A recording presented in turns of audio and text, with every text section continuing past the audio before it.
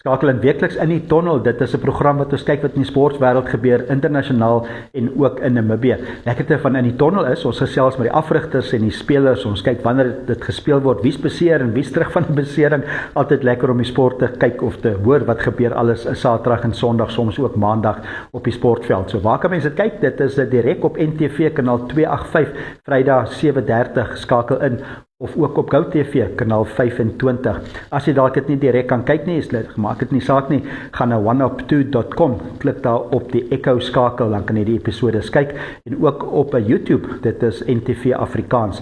So in hierdie week se program, waarna kan ons uitkyk? Daar's rugby natuurlik, is Mike Potgieter gesels saam oor die Verenigde Rugby Kampioenskap, altyd lekker om sy mening te kry. Dan hoor ons wat sê Jacques Nienaber, voormalige Springbok afrigter, hy is nou by Leinster, hy gee sy mening van hoe sy span die naweek kan vaar.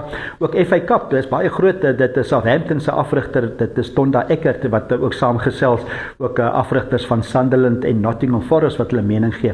Dan bly ingeskakel of skakel in, want Laura Wolfhard gaan ook saamgesels, en dan op die golfbaan hoor ons wat sê Brooks Koepka en Shane Lowry van 'n unieke spankompetisie, twee manne wat saam speel daar op die Amerikaanse PGA Tour. En dan op die vrougolf, dis die Chevron kampioenskap, Nelly Korda, sy gesels ook saam, sy is verdedigende kampioen. Dit is die eerste major, soos hulle sê, van die jaar in die vroue golf. So groot klomp sport, lekker sport op in die tonnel, skakel in elke Vrydag.